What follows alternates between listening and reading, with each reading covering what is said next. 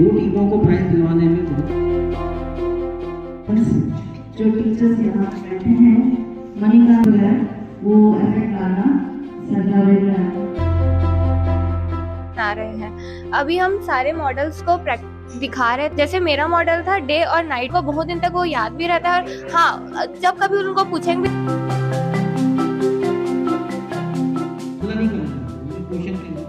Chocolate यही को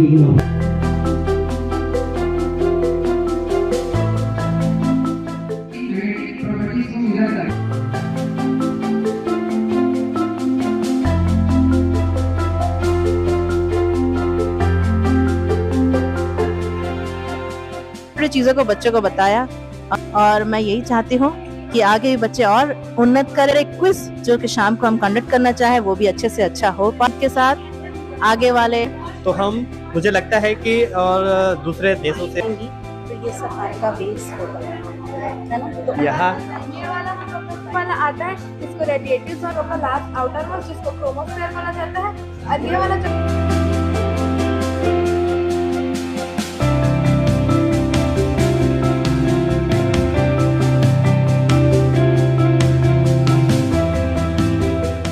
काफी इनोवेटिव मुझे लग रहा है, क्योंकि चरखे के साथ एक मोटर भी वर्क करके दिखाइए।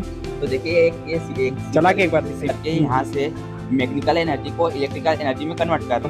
मैग्नेट रोटेट कर रहे हैं और यही मैकेनिकल एनर्जी इलेक्ट्रिकल बहुत बढ़िया संगम है। एक्सपेरिमेंट है कि हमारे पास यहाँ पे ग्लास लाइट पे डेविएशन आ जाता है, सिर्फ डेविएशन नहीं आता है, सनलाइट का स्पीड भी चेंज करता है। अब ये जो हम लोग मॉडल दिखाने वाले हैं का ये रूल ये बोलता है कि हम लोग लेफ्ट हैंड को के फिंगर को उसको करंट का डायरेक्शन ले लो। तो मेरा तो थंब है तो फोर्स इस पे जो है ये जो रॉड लटका हुआ है इस पे फोकस आगे किसका डायरेक्शन करंट इधर और ये फोर्स डाला गया। अगर मैं चाहता तो करंट का डायरेक्शन चेंज कर सकते हैं इस मॉडल को ये भी जो फिनोमेना है ना, ये आप लोग मोटर वगैरह यूज करते हैं, कन्वर्ट कर सकते हैं। मतलब बहुत सारे हम लोग काम। और ये जो ग्रीन है वो हमारा अर्थ के बारे में हम लोग देख रहे हैं। जैसे इंडिया है, अभी यहाँ पे हो रहा है दोपहर, फिर से आगे दोपहर, ऐसे घूमते एक बार कंप्लीट रोटेट। अपने उसका एक एक्सिस है, अपने एक एक्सिस पे एक दिन ऐसा आता है कि वो पूरा मून में, और ये जो ड्यूरेशन होता है वो 15-15 दिन में एक दिन बताता है कि कौन से जगह किस साइड जाएगा। जैसे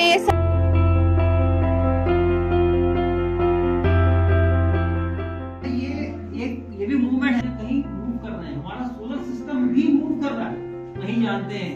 डिफाइंड थ्योरी कोई नहीं है।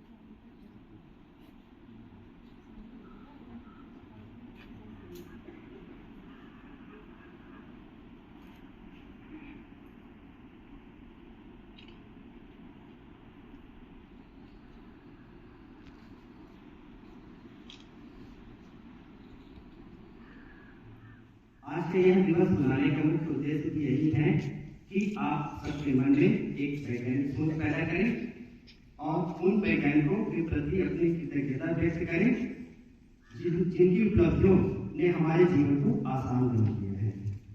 और मैं जिस शख्स के बारे में आज आपको परिचित करा रहा हूँ, उनके जीवन के बारे में बता रहा हूँ, उन्होंने ही बताया था कि हर चमकने वाली चीज सोना नहीं होती। पंडित जवाहरलाल नेहरू के पास उन्होंने सोना और कॉपर के ऊपर अल्ट्रावायलेट रेडिएशन पास किया था और सिद्ध किया था कि कॉपर ज्यादा चमक रही है, और बहुत ही स्मार्ट तरीके से उन्होंने जवाब दिया था कि all that glitters are not gold. ये वही शख्स हैं जिन्होंने प्रोटॉन के स्पिन के बारे में बताया था।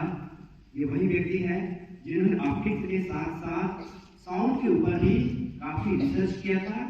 विशेष करके जो मृदंगम है और तबला है, उनके हार्मोनिक साउंड के ऊपर प्रैक्टिकली भी और थ्योरेटिकली भी बहुत ज्यादा रिसर्च किया था। और आज हम एयरपोर्ट और रेलवे स्टेशन में जो स्कैनर मशीन यूज करते हैं, उसका सिद्धांत और उसका जो प्रभाव है उन्हीं के द्वारा दिया गया था कि हम बिना देखे भी पेट के अंदर क्या होता है ये पता कर पाते हैं। ये वही व्यक्ति है जिन्होंने ये बताया था कि समुद्र का रंग नीला क्यों दिखाई देता है। और एक बार की बात है कि 1903 में प्रेसिडेंसी कॉलेज मद्रास में प्रोफेसर E.H. एलियट जब विद्यार्थियों को पढ़ा रहे थे, उनके क्लास में कोई ऐसा शख्स दिखाई दिया जो मात्र 13 साल का था। उनको लगा कि शायद ये लड़का गलती से उनके क्लास में आ गया है, लेकिन जैसे उनको पता चला कि ये उनके ही कक्षा का छात्र है तो उनके आश्चर्य का ठिकाना ना रहा। लेकिन बहुत जल्द उनको यकीन हो गया, उनकी प्रतिभा का पता चल गया और उनके प्रभाव से आज हम जानते हैं कि विज्ञान के क्षेत्र में दुनिया ने भारत का भी लोहा माना था। जी मैं बात कर रहा हूँ सर C.V. रमन, चंद्रशेखर वेंकट रमन, जिनका रमन प्रभाव जिसके कारण 1930 में उनको एशिया का कह सकते हैं, वो पहले असलियत व्यक्ति थे कि उनको नोबेल पुरस्कार मिला था। और उनका मुख्य कार्य रमन प्रभाव, शायद बहुत कम लोग पता होगा कि रमन प्रभाव वास्तव में होता क्या है। ये बात है कि एक बार इंग्लैंड में जो ऑक्सफोर्ड यूनिवर्सिटीज है, उन्होंने यूनिवर्सिटीज कांग्रेस कमेटी बुलाया था। तब वो गए थे तो वापस लौट रहे थे समुद्र के रास्ते से, तो जहाज में जब बैठे थे तो जो मेडिटेरियन सी है मध्य सागर, वहां उनका जो रंग है पानी के रंग नीला दिखाई दिया। तो उनको थोड़ा आश्चर्य हुआ कि भले ही हम आज हमको पता है कि आकाश का रंग तो नीला दिखाई देता है, उस समय लॉर्ड रिले ने बता दिया था कि जब सूर्य का प्रकाश वायुमंडल में प्रवेश करता है तो जो ऑक्सीजन और नाइट्रोजन के जो मॉलिक्यूल्स होते हैं वो प्रकाश के रंगों को छितरा देते हैं और नीले रंग का प्रकाश सबसे ज्यादा निखरता है, इसलिए हमें आसमान नीला दिखाई देता है। और उन्होंने यह भी बताया था कि इसी आकाश के नीले रंग के कारण ही जो समुद्र का पानी है केवल उसका प्रतिबिंब है, इसी कारण हमें नीला दिखाई देता है। यह बात उनको हजम नहीं हुई और तुरंत उन्होंने उसी जहाज के ऊपर अपना एक्सपेरिमेंट शुरू कर दिया। तो पता चला कि यह जो घटना है वास्तव में उस आकाश के नीले रंग के प्रतिबिंब के कारण नहीं है, बल्कि यह नीला रंग उस समुद्र के पानी के अंदर से ही आ रहा था। जब प्रकाश किसी पारदर्शी माध्यम से गुजरता है, जैसे हवा है या पानी है, तो उसमें वहां के जो पार्टिकल्स हैं उसे टकरा करके उसके तरंग में परिवर्तन आ जाता है। आज हमें पता है कि प्रकाश जो ड्वेल नेचर होता है वो वेवलेंथ की तरह भी बिहेव करती है और पार्टिकल की तरह भी बिहेव करती है। तो उसके कारण क्या होता है, उसके अंदर उस पारदर्शी माध्यम के अंदर ऊर्जा के थोड़ा आदान प्रदान हो जाने के कारण तरंग दैर्ध्य में अंतर हो जाता है। अधिक तरंग दैर्ध्य उसकी ऊर्जा कम होती है और वो सबसे ज्यादा छितराता है, इसीलिए हमें लाल रंग का जो तरंग दैर्ध्य है वो हमें दूर तक दिखाई देता है। और इस क्रम में जैसे कि हमें पता है कि सूर्य का प्रकाश 7 रंगों से बना होता है जो इंद्रधनुष में दिखाई देता है, उस हिसाब से सबसे ज्यादा कम तरंग दैर्ध्य तो बैंगनी की होती है, तो सबसे ज्यादा वो छितराना चाहिए, वो हमें जो है ये कह सकते हैं आकाश हो या पानी हो, वो बैंगनी दिखाई देना चाहिए। लेकिन हमारी आंख जो है वो बैंगनी कलर के प्रति कम सेंसिटिव होती है, बल्कि नीले रंग के प्रति सेंसिटिव होती है। इसलिए बैंगनी और नीला का जो एक कॉम्बिनेशन है, हल्का नीला के रूप में हमें आकाश भी नीला दिखाई देता है और समुद्र का पानी भी। यह प्रभाव हम रमन इफेक्ट के रूप में हम आज जानते हैं, लेकिन यह प्रभाव या ये इफेक्ट की खोज करना इतना आसान नहीं था। उस समय जब भारत गुलाम था, जब हमारे पास संसाधन इतने सीमित थे, आप थोड़ा कल्पना कीजिए कि केवल 100-150 रुपए जब उनको कंस्ट्रक्शन सैलरी मिलता था, उसी में ही बाजार से उन्होंने लेंस वगैरह लेकर के अपना खुद एक स्पेक्ट्रोस्कोपी बनाया था और उसी स्पेक्ट्रोस्कोपी से इन्होंने लाइट के नेचर के बारे में अध्ययन किया था और एक प्रभाव दिया था। आज हमारे पास संसाधन भरपूर हैं, लेकिन 1930 में जो भौतिकी का नोबेल पुरस्कार जीता था और आज तक वह दोबारा मौका हमें नहीं मिल पाया कि हम फिजिक्स के क्षेत्र में फिर से वो नोबेल पुरस्कार प्राप्त कर सके। उन्होंने ऐसे ही किया था कि संसाधन से महत्वपूर्ण साधना है और हम भारतीयों के लिए हम जरूरी है कि हम इस बात को जितना जल्दी समझ लें, क्योंकि संसाधन आज अमेरिका में या जितने भी और दूसरे देशों के पास भरपूर है और यदि हमें भारत को विश्व गुरु बनाना है तो यह जरूरी है कि हम विज्ञान के क्षेत्र में मेहनत करें, कठिन कार्य करें और नित नए जो तकनीक है उसको अपना करके उसको और एक नया आयाम दें। यदि हमें प्रकृति के प्रति प्रेम है, यहाँ के जीव जंतु पेड़ पौधों के प्रति प्यार है, तभी हम कह सकते हैं कि विज्ञान मानवता के लिए एक शानदार और एक सुंदर उपहार है। इन्हीं बातों के साथ मैं अपने वाणी को विराम देता हूँ कि आज के दिन हम विज्ञान के महत्व को समझें, विज्ञान को कैरियर के रूप में चूज करें और अपनी सोच को भी साइंटिफिक करें। Thank you.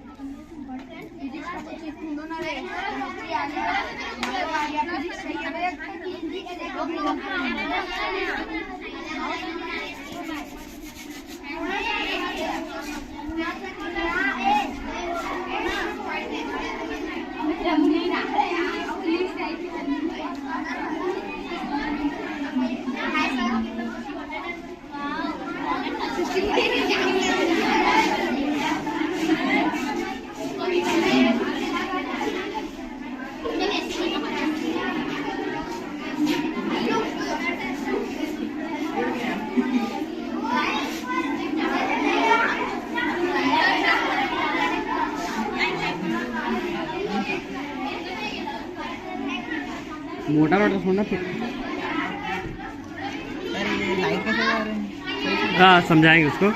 उसमें मैकेनिकल एनर्जी जो है इलेक्ट्रिकल एनर्जी में कन्वर्ट हो रही है।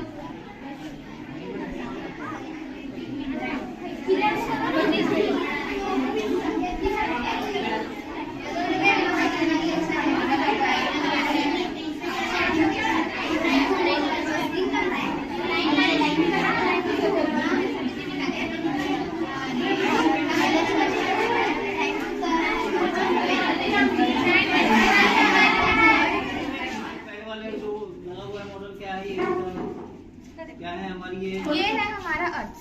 ठीक, जो अर्थ होता है ना वो एक ओनियन जैसे होता है। ओनियन यानी कि प्याज, पता ही होगा प्याज से कितने सारे लेयर होते हैं। एक लेयर निकालोगे, फिर दूसरा निकालोगे, फिर तीसरा। तो सेम हमारा जो अर्थ है ना वो बहुत सारे लेयर से मिलकर बना है। ठीक, जैसे कि अब पहला लेयर हम लोग हटाएंगे तो ये जो है इसको बोलते हैं आउटर मेंटल। क्या बोलते हैं? मेंटल। ठीक, उसके बाद ये जो है उसको हम लोग क्या बोलते हैं? मेंटल। ठीक, मेंटल।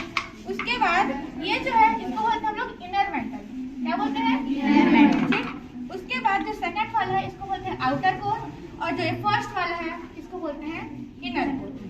अब जो अंदर के जो है बहुत सारे जो होते हैं बहुत गर्म होते हैं क्योंकि उसमें बहुत सारे एलिमेंट्स ये सब होते हैं। ठीक, और जो बाहर का जो होता है ना वो ठंडा होता है। ठीक है, थैंक यू। कई लेयर होते हैं तो जो इनर होता है उसको कोर बोलते हैं। इसका टेम्परेचर 1 करोड़ डिग्री सेल्सियस से भी अधिक होता है। फिर उसके बाद ये वाला लेयर आता है जिसको रेडिएटिव जोन बोलते हैं। उसके बाद आता है कन्वेक्टिव जोन और ये जो होता है ये होता है ट्रोपोस्फेयर जिसका टेम्परेचर होता है 15 से 20 लाख डिग्री सेल्सियस से भी अधिक होता है। और ये जो वाइट जो ये स्पॉट बना है इसको सन स्पॉट के नाम से जाना जाता है। और यहाँ से मैग्नेटिक जो रेडिएशन होता है वो निकलता है और यहाँ से जाता है। ये हमारा सन। और इसके ऊपर भी एक लेयर होता है जिसको क्रोमोस्फेयर बोला जाता है। Thank you. क्रोमो मतलब कलर। ठीक है, क्रोमा होता है। ये है हमारा सोलर सिस्टम। इसमें 8 प्लैनेट होते हैं और एक सन। तो सबसे सन से जो कम डिस्टेंस में होता है वो मर्क्यूरी होता है। उसके बाद वीनस होता है और ये हमारा अर्थ है। अर्थ के बाद मार्स, मार्स के बाद जुपिटर, उसके बाद सैटर्न, उसके बाद यूरेनस, फिर नेपच्यून। और हमारे अर्थ के पास सैटेलाइट होता है। ये अर्थ है फिर पूरा सन के चारों तरफ ये घूमता है सब प्लैनेट। और अर्थ का एक अलग से सबका सैटेलाइट होता है। वैसे अर्थ का एक सैटेलाइट है और मून इसके चारों एक बहुत बड़ी रेखा है जिसमें बहुत सारे असंख्य तारे हैं उसमें। तो हम भी गैलेक्सी का एक पार्ट है और हमारी गैलेक्सी जैसी कई हजारों गैलेक्सियां हैं यूनिवर्स में जिसको हम ब्रह्मांड कहते हैं। और ये ब्रह्मांड जो है ये भी मूवमेंट है, चलायमान है। बहुत साल लगेंगे, करोड़ों साल लगेंगे, लेकिन हम भी कहीं ना कहीं मूव कर रहे हैं। हमारा सोलर सिस्टम भी मूव कर रहा है, न केवल हम, पृथ्वी ही मूव नहीं कर रही है, पृथ्वी चक्कर नहीं लगा रही है सोलर सिस्टम में। सोलर सिस्टम जो है वो भी अपना कहीं कहीं ना कहीं किसी उसमें खींचा चला जा रहा है। ग्रेविटेशन है, वहां पे भी ग्रेविटेशन है, जिसको अभी भी हम नहीं जानते हैं। डिफाइंड थ्योरी कोई नहीं है। ब्लैक होल की थ्योरी हम मानते हैं। ब्लैक होल ऐसा होल माना गया है जहाँ पे इतनी ज्यादा ग्रेविटी है कि even the light can not escape from that place. That's why that area looks like a black hole.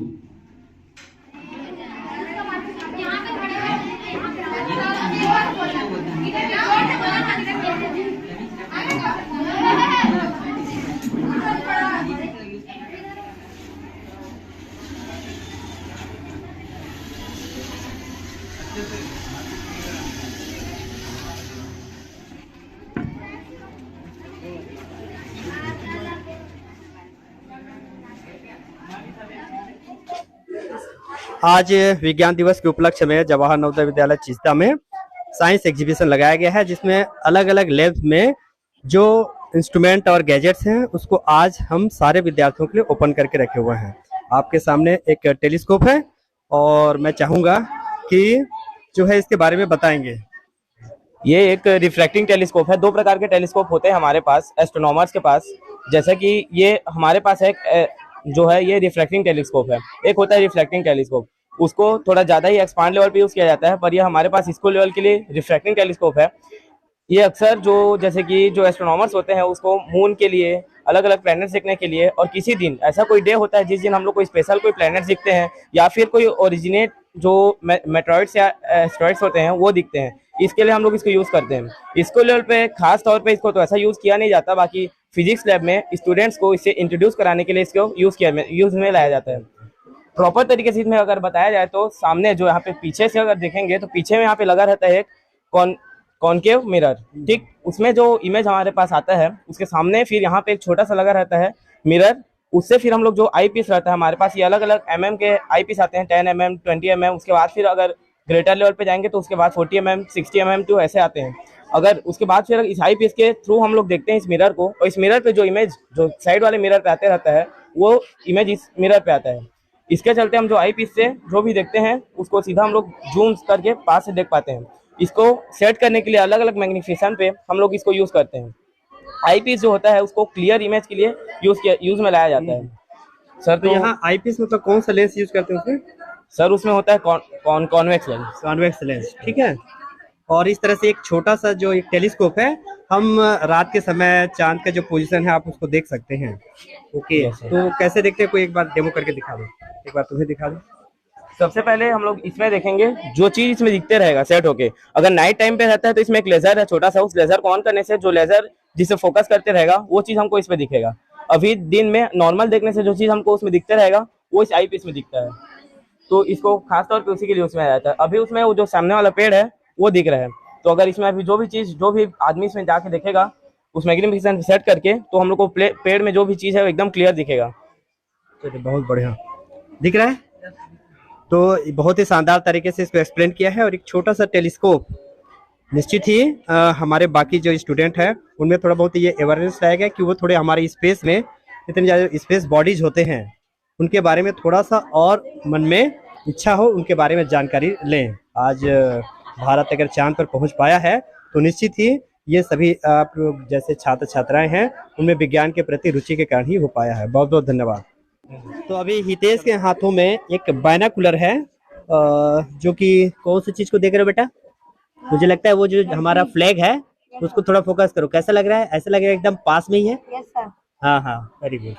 तो ये रश्मि चंद्रा, मुझे बताओ कि ये बायनाकुलर कैसे काम करता है? क्या है इसमें? ये बाइनोकुलर है और इस पे 2 लेंस लगे हैं। नाम से ही पता चल रहा है कि बाई तो 2 है, और इधर भी लेंस है इसके। कौन सा लेंस है? कॉन्वेक्स लेंस है। ओके। और इसमें हम लोग को चीजों को देखने से वो बहुत पास में, मतलब कि मैग्नीफाई करके दिखाता है, तो पास से देख रहे हैं फील आता है। जनरली कहाँ यूज करते हैं इसको? जनरली दूर की चीजों को देखने के लिए यूज करते हैं। ओके, जैसे कार वगैरह में? जैसे स्टार्स। ओके, स्टार वगैरह को देखेंगे, दिखेगा इसमें? नहीं, ये थोड़ा सा आपका 100 मीटर 40 मीटर 50 मीटर की दूरी पर हो, उन चीजों को देखने के लिए हम यूज कर सकते हैं। आपने देखा होगा ना, क्रिकेट मैच वगैरह देखते हैं तो वहाँ वो बाइनोकुलर लगा के रखे रहते हैं, उसमें ये लोग मतलब ये बहुत दूर की चीजों को नहीं, बहुत दूर की चीजों को देखने के लिए हमारे पास क्या है, टेलीस्कोप है, इसके लिए यूज किया जाता है। ठीक है, ओके, तो बहुत बहुत धन्यवाद, और आप लोग भी देखिए, ठीक है। और ये बाइनोकुलर है जिसमें कॉन्वेक्स लेंस यूज किया गया है, जो दूर की चीज को पास में दिखा रहा है। Thank you. विज्ञान दिवस के अवसर पर आज हम हैं फिजिक्स लैब में, और आपको दिख जाएगा कि बहुत सारे हमारे नवोदय विद्यालय के जो बच्चे हैं आज फिजिक्स लैब विजिट किए हैं। बहुत सारे मॉडल का भी यहाँ पर एग्जीबिशन लगाया गया है। मेरे साथ है जो है मानसी पटेल, और ये इनका एक मॉडल है जो अर्थ के डिफरेंट लेयर के बारे में ये बता रही हैं। तो मानसी बताओ क्या है। तो ये जो है वो है हमारा अर्थ। जैसे अर्थ जो होता है ना, वो एक प्याज की तरह होता है। जैसे प्याज के बहुत सारे लेयर्स होते हैं, वैसे हमारे अर्थ के भी बहुत सारे लेयर हैं। जैसे कि इसको हम लोग निकालते हैं तो ये जो फर्स्ट लेयर है ये, इसको बोलते हैं आउटर मेंटल, और उसके बाद वाला जो लेयर होता है इसको बोलते हैं मेंटल, उसके बाद जो लेयर होता है उसको बोलते हैं इनर मेंटल, और उसके बाद जो वाला लेयर होता है इसको बोलते हैं कोर, और इसके लास्ट में जो ये इसको बोलते हैं इनर कोर। अब हम लोग जैसे इसको अरेंज करेंगे तो जो नीचे के जो लेयर्स होते हैं वो बहुत गर्म होते हैं, लेकिन जो ऊपर के जो लेयर्स होते हैं वो बहुत ठंडे होते हैं। नीचे के लेयर्स गर्म इसलिए होते हैं क्योंकि उसमें जो एलिमेंट्स होते हैं हमारे, जैसे कि एल्यूमिनियम, ये सब लिक्विड फॉर्म में पाए जाते हैं, लेकिन जैसे जैसे ये ऊपर आते हैं ये सॉलिड फॉर्म में मिलते जाते हैं। अब जैसे हम लोग इसको कवर करते हैं तो ये जो पार्ट है ये सबसे हार्डेस्ट पार्ट होता है जिसके अंदर हम लोग रहते हैं। ओके, मुझे लगता है कि अंदर जो है प्रेशर भी बढ़ता जाता है, और इसीलिए वो लिक्विड फॉर्म में भी रहता है, इसलिए अंदर high temperature and high pressure होता है। तो सारे जो वहाँ मेटल वगैरह भी जिसको हम कोर कहते हैं वो लिक्विड फॉर्म में होता है। अब आगे बढ़ते हैं, एक और मॉडल मुझे लग रहा है यहाँ पर है, तो थोड़ा सा ये क्या है, किसके मॉडल है? ये है सन का मॉडल। सन का मॉडल है, ओके। जैसे अर्थ के कई लेयर होते हैं वैसे ही सन के भी कई लेयर होते हैं। तो ये जो इनर लेयर होता है इसको कोर बोलते हैं। इसका टेम्परेचर 1 करोड़ डिग्री सेल्सियस से भी अधिक होता है। 1 करोड़ डिग्री सेल्सियस। उसके बाद ये वाला जो लेयर होता है इसको रेडिएटिव जोन बोलते हैं। फिर बाहर में एक और लेयर आता है जिसको कॉन्टेक्टिव जोन बोलते हैं। फिर आता है हम लोग का फोटोस्फेयर। जो फोटोस्फेयर होता है उसका टेम्परेचर होता है 15 से 20 लाख डिग्री सेल्सियस, और ये स्पॉट्स होते हैं, इसको सन स्पॉट्स के नाम से जाना जाता है। फिर बाहर में सबसे आउटर मोस्ट लेयर आता है जिसको क्रोमोस्फेयर बोला जाता है, और ये वाला पार्ट होता है सोलर स्फीयर। यहाँ से रेडिएशन निकलते हैं और उसका जो एक एंड पॉइंट होता है इसलिए वो इस पार्ट से निकल के इस पार्ट में एंटर कर जाते हैं। Thank you. ओके, तो सोलर सिस्टम का कह सकते हैं जो मुखिया है सूर्य, उसका स्ट्रक्चर कैसे होता है ये इस मॉडल के माध्यम से हम लोग समझ सकते हैं, जो कि एक आग का गोला है और इसका यही एनर्जी अर्थ तक भी लाइट के रेडिएशन के फॉर्म में पहुंचता है। Thank you. अगला मॉडल है सोलर सिस्टम का, जो कि सिद्धि कौशिक के पास है। सिद्धि, ये बताओ कि इस मॉडल के द्वारा हम क्या समझ सकते हैं?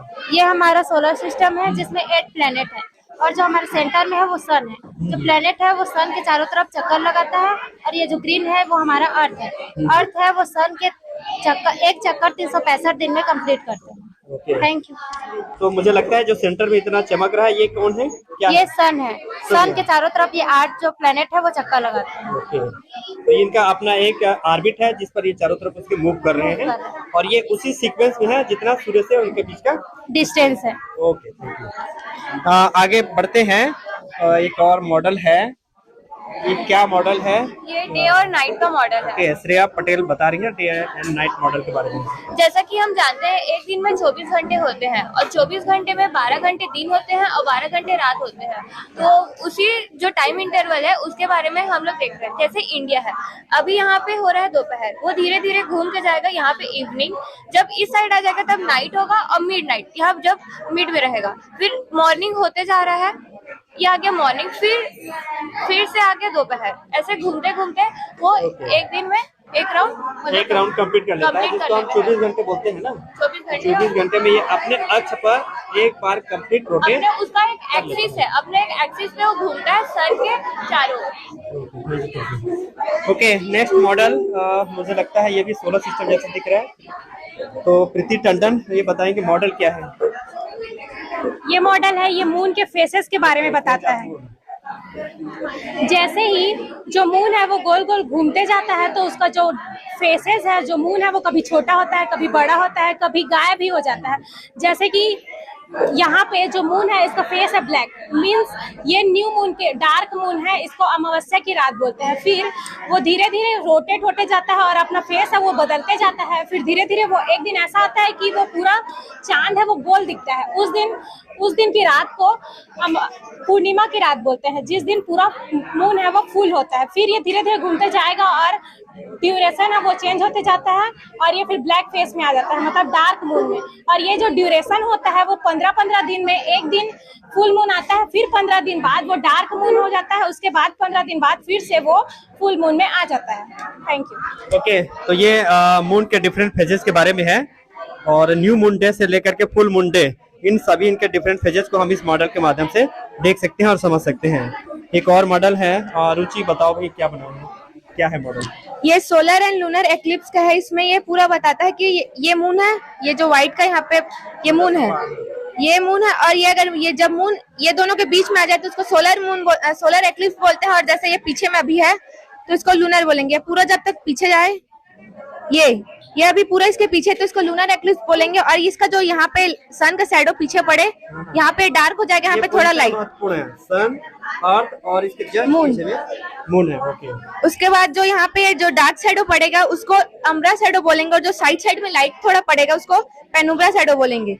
अब ये थोड़ा अब आगे जाएगा जब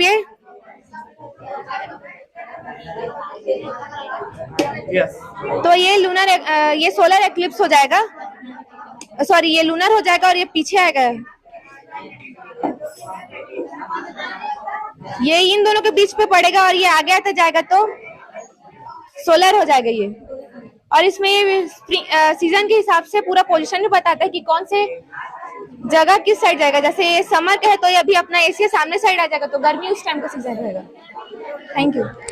थैंक यू। मतलब इसमें हम ये समझ सकते हैं कि सोलर और लूनर एक्लिप्स कैसे होते हैं। तो कई बार क्या होता है हम इमेजिन नहीं कर पाते हैं, तो यहाँ जो अर्थ और मून के पोजीशन के आधार पर जो इनमें एक्लिप्स होते हैं वो इस मॉडल के माध्यम से हम देख सकते हैं। तो ये जो सारे मॉडल्स होते हैं विज्ञान को ही एक कॉन्सेप्ट को ही समझने का एक सरल तरीका होता है, क्योंकि हम ब्लैक बोर्ड या ग्रीन बोर्ड में कोई लिख करके बताते हैं तो वो चीज़ हम इमेजिन नहीं कर पाते हैं। तो इन मॉडल्स के माध्यम से हम समझ सकते हैं। और आज विज्ञान दिवस मनाने का उद्देश्य भी यही है कि छात्र और छात्राओं में विज्ञान के प्रति एक रुचि और जागृत करें और उनका जो सोच है उसको साइंटिफिक कर पाए। तो अभी हम हैं प्रवीण साहू के पास और इनके पास जो दो मॉडल यहाँ रखे हुए हैं, जानते हैं कि इन मॉडल के माध्यम से हम विज्ञान के कौन से कंसेप्ट के बारे में समझ सकते हैं।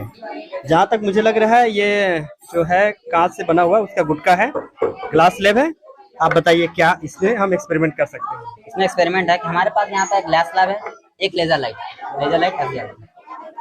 अभी इस ग्लास लैब से अगर मैं इस लाइट को पास कराता हूँ तो ये देख सकते हैं आप यहाँ पे एंगल, अगर इसमें थोड़ा फोकस किया जाए अच्छे से ऊपर से देखेंगे तो एंगल डेविएट हो जा रहा है। ठीक, ये डेविएशन किस लिए हुआ? क्योंकि ये जो लेजर लाइट है, लाइट ये कर रहा था, लाइट जब मीडियम चेंज किया है, मतलब एक मीडियम में ट्रेवल कर रहा था, ये कौन सा मीडियम है? एयर का मीडियम। एयर मीडियम से ग्लास के मीडियम में गया तो ये लाइट में डेविएशन आ जाता है। सिर्फ डेविएशन नहीं आता है, असल में लाइट का स्पीड भी चेंज होता है। अभी डेविएशन का आने की वजह से जो जितना एंगल यहाँ सीधा जा रहा है, यहाँ स्पीड सीधा निकल जा रहा है, यहाँ पर एंगल डेविएट हो जाता है। इस एंगल को बोलते हैं एंगल ऑफ डेविएशन। और ये फिनोमेना है, पूरा जो फिनोमेना हम लोग दिखा रहे हैं ये होता है रिफ्लेक्शन का फिनोमेना। ओके, मतलब ये लाइट के बहुत सारे जो गुण होते हैं उसमें एक गुण ये है कि लाइट जब मीडियम चेंज करता है तो वो अपने रास्ते से थोड़ा भटक जाता है। तो इस घटना को जो यहाँ भी आपने देख रहा था क्या कहते हैं? Refraction of light. ओके, क्या कहते हैं बेटा? रिफ्रैक्शन। अभी तक तुम लोग क्या पढ़े हो कि लाइट सीधी रेखा में गमन करती है, लेकिन यहाँ अंदर जाते ही थोड़ा बहुत चेंज हो रहा है। इसके बाद रिफ्रैक्शन का फिनोमेना है, मॉडल है उनके बारे में। अब ये जो हम लोग मॉडल दिखाने वाले हैं ये इस पे बेस्ड है फ्लेमिंग्स लेफ्ट हैंड रूल। कोई बोल सकता है? Fleming's left hand rule. Fleming left hand rule, इसका नाम इसलिए पड़ा कि फ्लेमिंग जो है साइंटिस्ट का नाम है और left hand rule left hand rule पे काम करता है। अगर हम लोग लेफ्ट हैंड रूल का ये रूल यह बोलता है अगर हम लोग लेफ्ट हैंड को के फिंगर को अगर इस तरह का अरेंज करें जिसमें तीनों फिंगर एक दूसरे से परपेंडिकुलर हो, मतलब इस तरह अरेंज देख करके देखो अपना, इसमें तीनों फिंगर एक दूसरे से परपेंडिकुलर है। अभी अगर मैं इस वाले फिंगर का डायरेक्शन को अगर मैग्नेटिक फील्ड का डायरेक्शन ले लूं और मेरे मिडिल फिंगर का जो डायरेक्शन है उसको करंट का डायरेक्शन ले लूं तो मेरा जो थंब है वो फोर्स का डायरेक्शन ला देता है। अभी देखो यहाँ पे इसको मैं ऑन करता हूँ तो अगर आप लोग सब लोग इस पे जो है ये जो रॉड लटका हुआ है इस पर फोकस फोकस करो, ध्यान से देखना इस पे क्या होता है। देखा क्या हुआ? आगे किसका कर रहा है? कर रहे हैं, थोड़ा सा कर रहा है। आगे किसका कर? ओके। अभी देखिए यहाँ पे जो करंट का डायरेक्शन है प्लस से माइनस, करंट का डायरेक्शन बोला मिडिल फिंगर से प्लस से माइनस गया। और मैग्नेटिक फील्ड का डायरेक्शन कैसा है? ऊपर से नीचे, ये नॉट है शॉर्ट है ना, ऊपर से नीचे मतलब डायरेक्शन करंट इधर और ये फोर्स किधर लग गया इस साइड हम मतलब डायरेक्शन इस डायरेक्शन। अगर मतलब डायरेक्शन इस डायरेक्शन लग रहा है, अगर मैं चाहता तो करंट का डायरेक्शन चेंज कर सकता हूं। अभी क्या हो रहा है, इसके डायरेक्शन को चेंज करें जहाँ से करंट फ्लो होगा। मतलब क्या करंट का डायरेक्शन क्या होगा? चेंज होगा। अब इधर से इधर होगा, ये मैग्नेटिक फील्ड इधर, ये फोर्स किधर लगना चाहिए इस साइड। ऑन करके देखा जाए, इस तरफ डेविएट हुआ, देख लो उधर आगे की तरफ इधर मूव कर रहा है ना, डायरेक्शन चेंज हुआ तो उधर चला गया। तो ये एक बहुत ही सरल तरीके से हम जो फ्लेमिंग का लेफ्ट हैंड रूल है उसको देख के समझ सकते हैं, इस मॉडल को ये करके। भी जो फिनोमेना है ना, ये आप लोग मोटर वगैरह यूज करते हैं, कई टाइप का जो डिवाइस है जिसमें ना इलेक्ट्रिकल एनर्जी को मैकेनिकल एनर्जी में कन्वर्ट किया जाता है, उसमें यूज होता है। इससे मतलब हम लोग यूज करके इलेक्ट्रिकल एनर्जी को मैकेनिकल एनर्जी में कन्वर्ट कर सकते हैं और मतलब बहुत सारे हम लोग काम हो जाते हैं। बहुत बढ़िया। तो बहुत ही सरल तरीके से इस मॉडल के माध्यम से हम फ्लेमिंग के लेफ्ट हैंड रूल को समझ सकते हैं। Thank you. अभी हम जिस मॉडल के पास हैं उसमें नीलेश जगत एक सिंपल एक्सपेरिमेंट के माध्यम से बताने की कोशिश कर रहे हैं कि आर्किमिडीज का सिद्धांत क्या है। तो ये बताओ थोड़ा एक्सपेरिमेंट को। इसका वेट कितना आ रहा है? 100 आ रहा है, देख लीजिए। ये है क्या, पहले ये बताओ। ये एक डिवाइस है जो ना स्प्रिंग बैलेंस, मुझे लग रहा है स्प्रिंग बैलेंस है। यस सर, ये वेट मेजर करता है, जहाँ आप माप सकते हैं वजन को। तो अभी 100 बता रहे हैं, ओके, 100 दिखा रहे हैं, 100 देख लीजिए आप। तो यहाँ अभी वजन जो है स्प्रिंग बैलेंस में 100 दिखा रहा है। 100 दिखा रहे हैं, ठीक। और इसको जब हम लोग पानी में डिप किए, मैं नीचे से नहीं छुआ हूँ ना, हाँ, नीचे टच नहीं किया है, नीचे टच नहीं किया, फिर भी इसमें चेंज आया। पहले 100 था, अब 90 आ गया, 90 आ गया। ओके, लगभग देखो बेटा कितना आया? 10 के पास सर 90 आ गया, 90 आ गया। 100 से 90, तो 100 से अब क्या हो गया? 90 हो गया। मतलब पानी कुछ ना कुछ अपनी तरह से फोर्स लगा रहे हैं, ठीक है, कुछ ना कुछ फोर्स लगा रहे हैं। इसी फोर्स को बोला जाता है बायोन्सी फोर्स, ठीक। क्या फोर्स बोला जाता है? Buoyancy force, buoyancy force, buoyancy, ठीक है। अब इसमें हम लोग डिप किए, इसको हम इंटर करते हैं, इसको हम लोग डिप किए तो जितना पानी निकला, ठीक, जितना पानी निकला वो 10 के बराबर है। मतलब 100 पहले था, फिर 90 हुआ, मतलब कितना 10 का डिफरेंस आया। तो इसमें हम लोग डिप किए तो जितना वाटर बाहर निकला वो 10 के बराबर रहेगा। यही होता है आर्किमिडीज की वैल्यू है ये। यस सर, इतना फोर्स जो है वो पानी ऊपर की तरफ लगा रहा था कोई भी चीज का, यही आर्किमिडीज सिद्धांत है। तो आप एक सरल शब्दों में आर्किमिडीज के सिद्धांत का परिभाषा बता दो। सर, आर्किमिडीज सिद्धांत ये होता है कि जितना फोर्स वाटर अपनी तरफ लगा रहे हैं, ठीक, तो अगर कुछ वजन हम उस वाटर में डाले तो जितना फोर्स लगेगा, तो अगर कुछ वाटर डाले तो जो पानी डिस्प्लेस होगा उतना ही वेट उस वजन के बराबर रहेगा। ओके, बहुत बढ़िया। तो कह सकते हैं उस बल जो कोई भी वस्तु को पानी के नीचे खींचने के लगता है, जबकि इसमें जस्ट उल्टा ऊपर की तरफ होता है। Thank you. मेरे हाथ में एक चरखा है और काफी इनोवेटिव मुझे लग रहा है, क्योंकि चरखे के साथ एक मोटर भी लगा हुआ है। तो भगत राम से जानते हैं कि वो इस मॉडल से क्या दिखाना चाह रहे हैं। एक बार वर्क करके दिखाइए। तो देखिए, एक चला के एक बार दिखाइए। सिंपली एक चरखा है हमारे आज़ादी में आंदोलन में एक स्वाधीनता का प्रतीक था। तो आज़ादी के अमृत महोत्सव में इस बार चरखा को हमारे झंडे में भी लगाया जाता है। इसमें ये बताया गया है कि देखिए, चरखा एक ट्रेडिशनल टूल है और यहाँ पर हम लोग एक सिंपली मोटर को कनेक्ट करके यहाँ से मैकेनिकल एनर्जी को इलेक्ट्रिकल एनर्जी में कन्वर्ट कर रहे हैं। तो देखिए, ये देखिए कैसे। ओके, तो ये आपका एलईडी जो है वो जल रहा है। हाँ, बहुत बढ़िया। तो 2 एलईडी के यूज किया गया है और यहाँ जैसे ही जो चरखा है वो रोटेट कर रहा है तो यहाँ 2 पुली लगे हुए हैं, एक बड़ा पुली है और एक छोटे पुली। तो इसे एक बड़े पुली के एक बार कंप्लीट साइकिल में ये कम से कम 15-20 बार से ज़्यादा मूव कर रहा है। तो इसके कारण जो है मैग्नेट रोटेट कर रहे हैं और यही मैकेनिकल एनर्जी इलेक्ट्रिकल एनर्जी में कन्वर्ट हो रही है। कह सकते हैं यस, यह ट्रेडिशनल और इनोवेशन का एक बहुत बढ़िया संगम है। बहुत शानदार ये एक मॉडल है, चरखा के साथ में आपका ये मोटर। चार्जिंग भी कर सकते हैं अगर बड़े रूप में करेंगे तो। चरखा अगर बड़ा बना लिया जाए तो ये तो जो कम मात्रा में जो इलेक्ट्रिसिटी जनरेट हो रहा है, ये बड़े रूप में करेंगे तो स्वाभाविक है, तुम मोबाइल भी चार्ज कर सकते हो, बिजली भी पैदा कर सकते हो। पहले आपको याद आ रहा होगा साइकिल में कैसा डायनेमो लगाया जाता था, ठीक है, रात के समय आपको डायनेमो को उस रिम के साथ जोड़ दिया जाता था टायर के साथ, तो साइकिल रोटेट करता तो भी घूमता था, तो वो सेम वही मैकेनिकल एनर्जी जो है वो इलेक्ट्रिकल एनर्जी में कन्वर्ट होता था और लाइट एनर्जी में जब चेंज हो जाता था तो वो लाइट जलता था। ठीक, ओके, थैंक यू। आज राष्ट्रीय विज्ञान दिवस के अवसर पर विद्यालय में साइंस एग्जीबिशन लगाया गया है। हमारे लिए बड़ी खुशी की बात है कि हमें मोटिवेट करने के लिए विद्यालय के जो उप प्राचार्य महोदय हैं, श्रद्धेय महिमा सिन्हा मैम भी हमारे साथ हैं। मैम आपका बहुत वेलकम है और कुछ मॉडल हमारे यहाँ रखे हुए हैं और ये यहाँ पर एक टेलीस्कोप रखा हुआ है। मैं चाहूँगा कि अंकित एक बार डेमो कर दो, मैम को दिखाओ क्या चीज़ है। मैम ये एक रिफ्लेक्टिंग टेलीस्कोप है। हमारे पास दो प्रकार के टेलीस्कोप होते हैं, एक रिफ्लेक्टिंग और एक रिफ्लेक्टिंग। हमारे पास जो अभी रिफ्लेक्टिंग टेलीस्कोप है मैम, इसमें जो फिनोमिनन होता है वो मेन होता है कि जो भी इमेज सामने से आता है या फिर वो पीछे इसमें कॉनकेव मिरर लगा हुआ है, उस पर आके पड़ता है। मैम इमेज कन्वर्ज होके यहाँ पे एक छोटा सा, यहाँ पे आई पीस के जस्ट सामने में एक जो मिरर लगा हुआ है, उसमें उससे मतलब कि वो इसका इमेज लेता है अपने पे, उसके बाद फिर हम लोग आई पीस से उस इमेज को देखते हैं, उस पर हम लोग मैग्नीफाई करते हैं मैम उस इमेज को। तो मैम उस जो इमेज देखते हैं मैम उसको हम लोग क्लियर देख पाते हैं, डायरेक्ट इमेज हम लोग देखते नहीं मैम। मैं इसका काम ही वही है टेलीस्कोप का कि हम लोग किसी इमेज को उस पे लेके उसको क्लियर एकदम मैग्नीफाई करके देख सके। मुझे ये बताओ ये क्या चीज़ है और मैम को थोड़ा संक्षेप में बताना कि कहाँ से चीज़ों को दिखाएंगे और क्या चीज़ अभी देख सकते हैं। मैम जैसे देखिए अभी जो है ये पूरा टेलीस्कोप फोकस है उस पत्ते पे, उस पेड़ के पत्ते पे फोकस है मैम। मैम ये जो होता है ये किसी भी चीज को फोकस करने के लिए मैम, जो चीज हम लोग को देखना है, मान लीजिए हम लोग नाइट पे हैं, मून देखना है, तो हम लोग सबसे पहले इस पे देखेंगे मून को।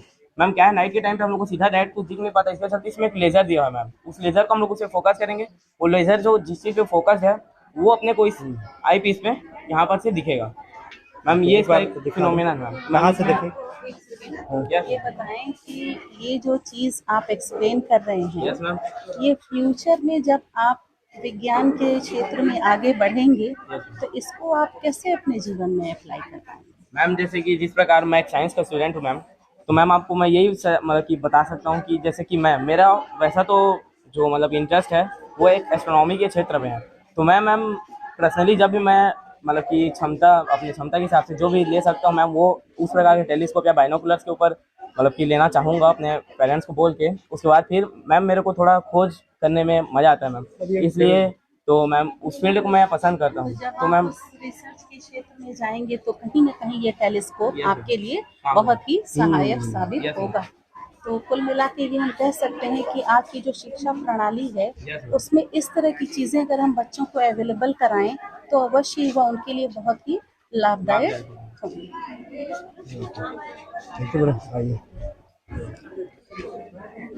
तो अंकित ने जैसे बताया पूरा इस टेलीस्कोप के बारे में, निश्चित ही सुन के लगा कि उनका जो इंटरेस्ट की फील्ड है वो स्पेस है, और जब इंडिया आज चांद तक पहुंच गया है, कोशिश करेंगे कि इनका जो हमारे देश है चांद से लेके मंगल से लेकर के और भी दूसरे प्लेनेट तक जाएं और हम पूरे वर्ल्ड में सफलता के एक झंडा गाड़ें। रेडी है?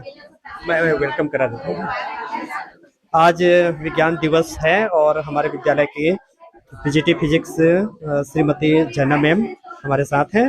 मुझे लगता है इस पूरे लैब को इतना सुंदर और व्यवस्थित रूप देने में इनका बहुत बड़ा हाथ है। इतने सारे मॉडल जो आज यहाँ पर एग्जिबिट के रूप में लगाए गए थे, सारे जूनियर बच्चे आकर के उन्होंने इसका अवलोकन किया है।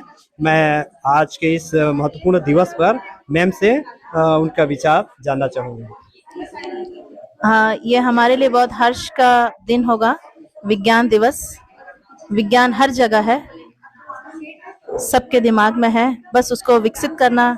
जैसे टीचरों की हम जिस पद पर है, हमारा काम ही है बच्चों के दिमाग की उन सोच को लेकर आज के नए टेक्नोलॉजी में एक विकसित भारत बनाना। 6वीं 7वीं 8वीं 9वीं 10वीं 11वीं 12वीं भले बोर्ड क्लासेस होते हुए उनके मन में क्या था, इतनी सुंदर रंगोली, इतना सुंदर चीजें, हमने छोटे छोटे चीजों को बच्चों को बताया और उससे बहुत ही अच्छा कोशिश रहा, बच्चों लोगों में खुशी की झलक दिखाई दी। और मैं यही चाहती हूँ कि आगे भी बच्चे और उन्नत करें और आगे बढ़े। और जैसे ATL में लैब हमारे स्कूल का हमारा अभी चल रहा IoT का, अभी चल रहा रोबोटिक्स का, ये चल रहा बहुत ही सुंदर।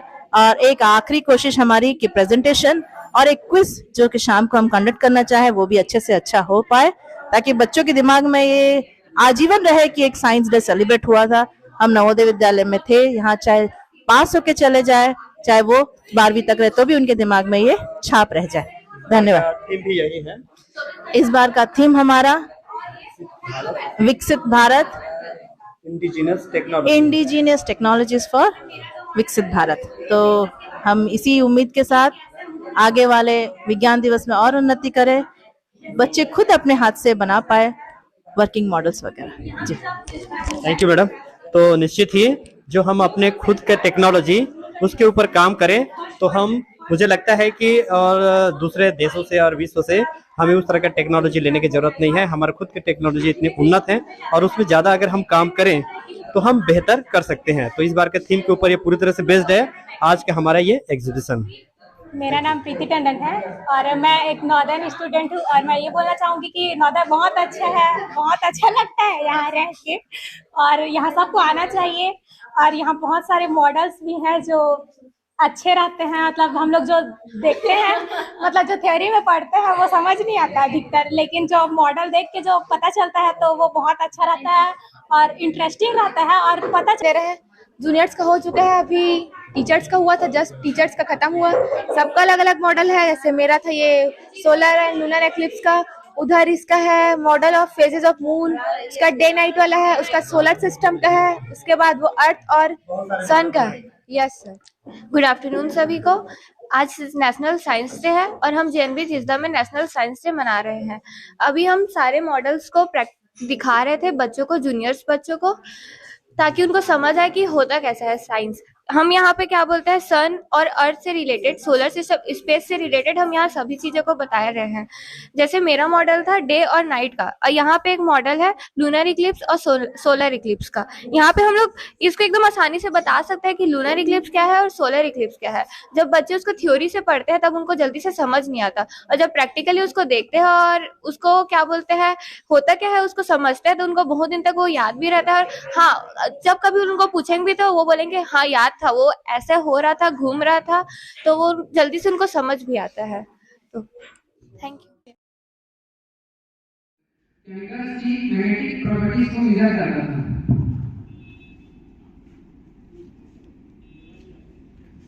इन्हें अपने जीवन में जिसको आता है आंसर केवल हाथ ऊंचा करेगा, हल्ला नहीं करना, क्वेश्चन कैंसिल करना। मेरी चॉकलेट यहीं की ही वापस पानी की भरी रह जाएंगी मेरे पास। डॉक्टर वर्गीस कुरियन मिला हुआ है, लेकिन एक बच्चे ने 2 टीमों को प्राइज दिलवाने में बहुत बड़ा योगदान किया, उसके लिए भी क्रेडिट दीजिए। रंगोली डालते हुए आजू बाजू के घूमते हुए हमारे ज्योति मैडम का यहाँ प्रेजेंस, जो टीचर्स यहाँ बैठे हैं, मनिका सर का वहाँ म्यूजिक सिस्टम में गाना, वो सारी चीजें सिर्फ रील्स है जिसके बगैर वो इफेक्ट आना सरला बेटा दिल से आना।